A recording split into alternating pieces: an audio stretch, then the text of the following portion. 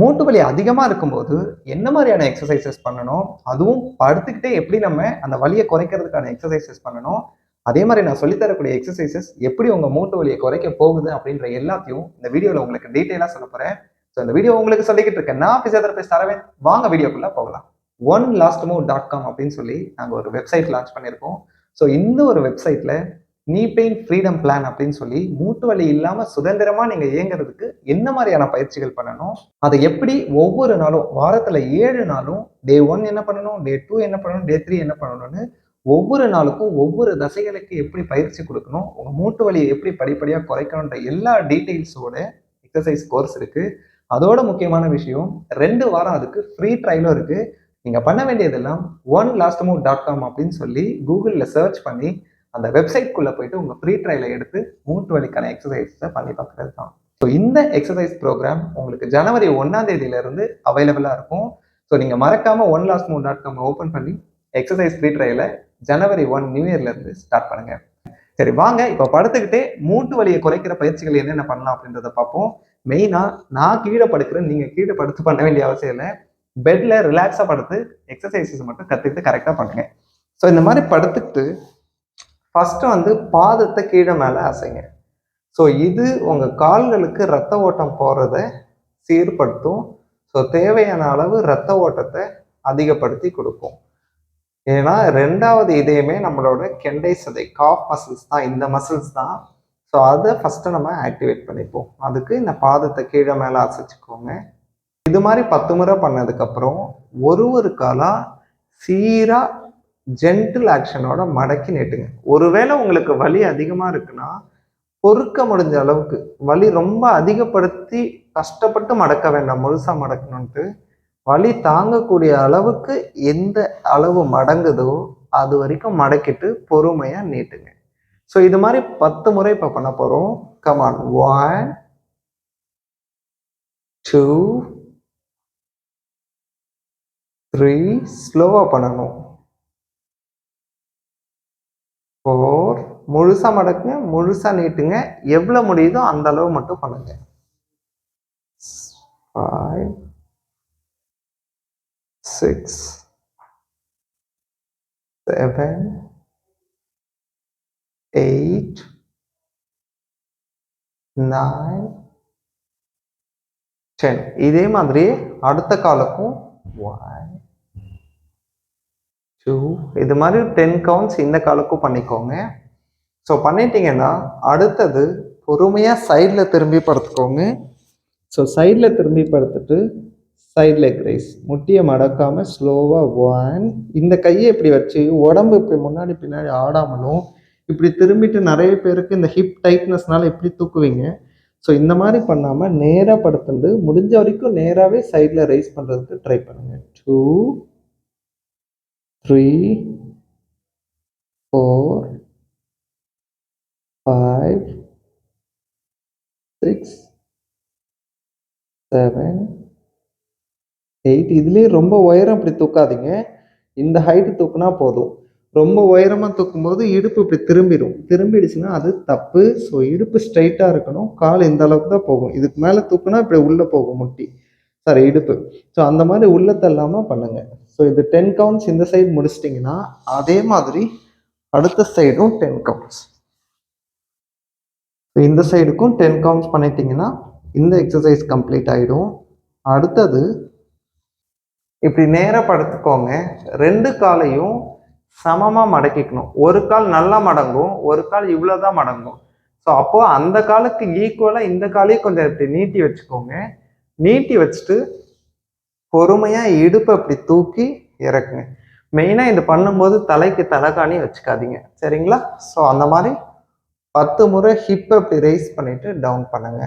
So 10 முறை பண்ணுங்க. 3 4 5 6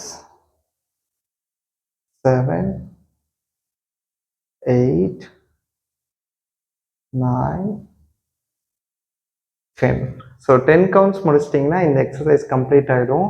வலி இருக்கும்போது 10 முறை பண்ணாலே போதும். போக போக நீங்க கவுண்ட்ஸ் அதிகப்படுத்திக்கலாம். இன்னொரு 10 முறை கூட பண்ணிக்கலாம். பட் வலி குறையிற வரைக்கும் வெயிட் பண்ணுங்க. அடுத்த எக்ஸசைஸ் நான் நேரா திரும்பி படுத்து காட்டுறேன். இந்த மாதிரி நேரா 2 காலையும் மடக்கி வச்சு படுத்துக்கோங்க. ஸோ படுத்துட்டு ஒரு காலை மட்டும் இப்படி ஓப்பன் பண்ணுங்க. 1 நல்லா மேக்ஸிமம் எவ்வளோ மடக்க முடியும் மடக்கிட்டு ஒரு காலை மட்டும். 2 3 ஒருவேளை இது வலிச்சது அப்படின்னா வலி தாங்கக்கூடிய அளவுக்கு இருந்தா இதை பண்ணுங்க. வலி அதிகமா இருந்ததுன்னா பண்ண வேண்டாம். ஓகே. 4 இது வந்து உங்க இடுப்பை லூஸ் பண்ணி கொடுக்கும். ஸோ இடுப்பை ஃப்ரீ பண்ணி இந்த அடக்டார் மசிலை லூஸ் பண்றதுக்கும் ஹிப் மொபிலிட்டி இன்க்ரீஸ் பண்றதுக்கும் இந்த ஒரு எக்ஸசைஸ் உங்களுக்கு ஹெல்ப் பண்ணும். ஸோ இதனால உங்க மூட்டுல போகக்கூடிய அதிகப்படியான ப்ரெஷர் குறையும். ஏன்னா இடுப்பு எவ்வளோ டைட்டா இருக்கோ அந்த அளவுக்கு மூட்டுல ப்ரெஷர் அதிகமா விடும். ஏன்னா ஈஸியா மூவ் ஆகாது உங்க கால். அதனால எல்லா ப்ரெஷரும் முட்டியில தான் விடும். 7 8 9 10 இந்த சைடு 10 கவுண்ட்ஸ் முடிச்சிட்டோம்னா அதே மாதிரி இந்த காலுக்கும் 1 2 கீழே தொடணும்னு அவசியம் இல்லை. தொட முடிஞ்சவங்க தொடுங்க, தொட முடியாதவங்க எவ்வளோ போகுதோ அவ்வளோ கொண்டு போனாலே போதும். ஓகே. 5 இது மாதிரி இந்த சைடுக்கும் 10 கவுண்ட்ஸ் பண்ணிக்கிட்டீங்கன்னா இந்த எக்ஸசைஸ் கம்ப்ளீட் ஆகிடும். அடுத்தது இதே மாதிரி 2 காலையும் இப்படி ஓப்பன் பண்ணிட்டு எவ்வளோ மேக்ஸிமம் ஓப்பன் பண்ண முடியுமோ ஓப்பன் பண்ணிட்டு 40 செகண்ட்ஸ் அப்படியே இருங்க. 1 2 3 4 5 6 7 இதுவுமே இடுப்பை ஃப்ரீ பண்றதுக்கும் உங்களோட அடக்டார்ஸை ஸ்ட்ரெச் பண்ணி மேக்ஸிமம் இந்த உள் பக்கம் தான் வலி அதிகமாக வரும். அதுக்கு ரீசன் இந்த அடக்டார் மசில் டைட்டாக இருக்கிறது தான். அது டைட்டாக இருக்கிறதுனால உள் பக்கமே வெயிட் அதிக அளவு லோடு விடும் முட்டியில. ஸோ அதனாலையும் முட்டி வலிக்கிறதுக்கு வாய்ப்பு இருக்கு. ஸோ அதை ரிலீஸ் பண்றதுக்குமே இந்த ஒரு எக்ஸசைஸ் உங்களுக்கு ஹெல்ப்ஃபுல்லாக இருக்கும்.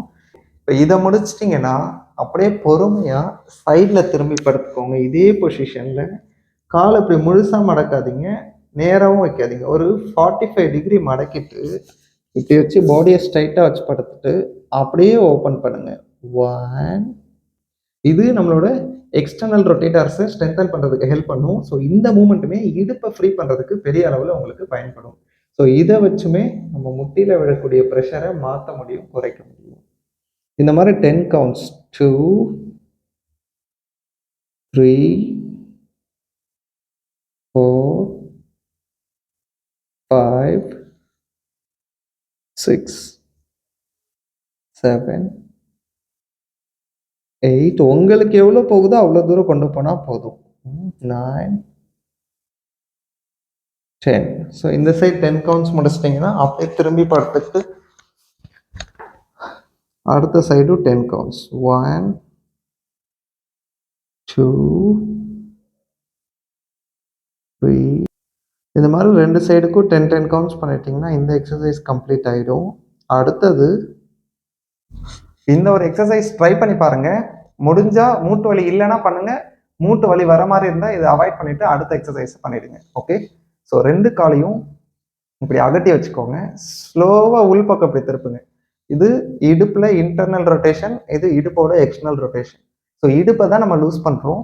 இது மூட்டு மேல இருக்கக்கூடிய அழுத்தத்தை குறைக்கும், அது உங்க மூட்டு வலியை குறைக்கும். ஓகே. ஸோ இந்த மாதிரி அகலமா வச்சுட்டு எல் ஷேப் கால் 90 டிகிரியில் இருக்கணும். ஸோ அந்த மாதிரி இப்படி ரொட்டேட் பண்ணுறோம். ஓகே. 2 2 இந்த பக்கம் ஒரு முறை, இந்த பக்கம் ஒரு முறை பண்ணிங்கன்னா தான் ஒரு கவுண்ட். அது மாதிரி 10 முறை. 3 3 4 4 5 கையை இப்படி நேராக கூட நீட்டி வச்சுக்கலாம். இது இன்னும் உங்களுக்கு பர்ஃபெக்டாக பண்ணுறதுக்கு ஹெல்ப் பண்ணும். 5 5 6 6 இது மாதிரி 10 கவுண்ட்ஸ் 7 7 10 கவுண்ட்ஸ் பண்ணிட்டீங்கன்னா இந்த எக்ஸசைஸ் கம்ப்ளீட் ஆகிடும். மெயின் என்னன்னா நீங்கள் இப்படி பண்ணும்போது மூட்டில் வலிச்சது அப்படின்னா இதை அவாய்ட் பண்ணிடுங்க, அடுத்த எக்ஸசைஸ்க்கு போயிடுங்க. இதால் பிரச்சனை வர வச்சுக்கக்கூடாது. ஏன்னா இடுப்பு ரொம்ப டைட்டாக இருந்தால் முட்டியில் ப்ரெஷர் அதிகமாகும். அதனாலையுமே மூட்டு வலி வர்றதுக்கு வாய்ப்பு இருக்குது. ரொம்ப இதில் அழுத்தம் கொடுக்காதீங்க. கால் ஜஸ்ட் போகிற வரைக்கும் போகட்டும். இப்போ கீழே தொடணும்னு ட்ரை பண்ணாதீங்க, போகிற வரைக்கும் போகட்டும். சரிங்களா? ஸோ இதை 10 கவுண்ட்ஸ் முடிச்சிட்டோம்னா இது கம்ப்ளீட் ஆகிடும். அடுத்து பொறுமையாக படுத்தபடியே 2 கையும் அதே மாதிரி நீட்டிட்டு இப்போ எப்படி ரொட்டேஷன் பண்ணுங்க. 1 1 2 2. இது உங்களுக்கு ஓரளவுக்கு ஈஸியா இருக்கும். எந்த மூட்டு பிரச்சனையும் வராது. இதுல வலி வர வாய்ப்புகள் கம்மி. சப்போஸ் வலி வந்தா இதை ஸ்டாப் பண்ணிடுங்க. ஓகே. 3 3 4 4 5 5 6 6 7 7 8 8 9 9 10 10. ஸோ 10 கவுண்ட்ஸ் முடிச்சிட்டிங்கன்னா இந்த எல்லா எக்ஸசைசஸும் கம்ப்ளீட் ஆகிடும்.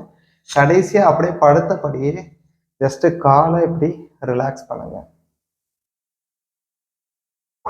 மூச்சை நல்லா இழுத்து விடுங்க. இப்படி ஒரு 20 to 30 செகண்ட்ஸ் காலை நல்லா ரிலாக்ஸ் பண்ணிட்டீங்கன்னா எக்ஸசைஸ் பண்ணதோட ஸ்ட்ரெயினும் குறைஞ்சிரும். ஸோ அவ்வளோதாங்க. வேணும்னா இப்படி ஆங்கிள் ரொட்டேஷனும் பண்ணிக்கலாம். இது ஒரு 5 times clockwise 5 times anti clockwise, அதாவது 2 டைரக்ஷன்லையும் சுற்றணும் காலை. இப்படி 5 முறை சுற்றிட்டு காலை இப்படி ரிலாக்ஸ் பண்ணிட்டீங்கன்னா எல்லா எக்ஸசைஸும் கம்ப்ளீட் ஆகிடும். அவ்வளோதாங்க. இந்த வீடியோவில் சொல்லியிருக்க எல்லா உடற்பயிற்சிகளும் உங்களுக்கு பயனுள்ளதாக இருக்கும்னு நினைக்கிறேன். இந்த ஓவர் டூ பண்ணாதீங்க. அதிகமாக பண்ணி இதாலேயே வலி வர மாதிரி பண்ணிக்காதீங்க. நான் சொன்ன அளவுக்கு சரியாக பண்ணீங்கன்னா வலிகள் பெருசாக வராமல் குறையிறதுக்கு வாய்ப்புகள் அதிகம். இதே உங்களோட கம்ப்ளீட் ட்ரீட்மெண்ட்டா அப்படின்னு கேட்டிங்கன்னா கிடையாது. உங்கள் வலியை குறைக்கிறதுக்கு இதுவும் ஒரு வழி, அவ்வளோதான். சரிங்களா? ஸோ அதை தாண்டி இதுலேயும் உங்களுக்கு வலி குறையலைன்னா என்ன ப்ராப்ளம், என்னென்ன பிரச்சனைகள்னால உங்கள் மூட்டு வலி வருது அப்படின்ற மற்ற எல்லா விஷயத்தையும் நம்ம ஆலோசிச்சு தான் இதுக்கான சரியான ட்ரீட்மெண்ட் எடுக்க முடியும்.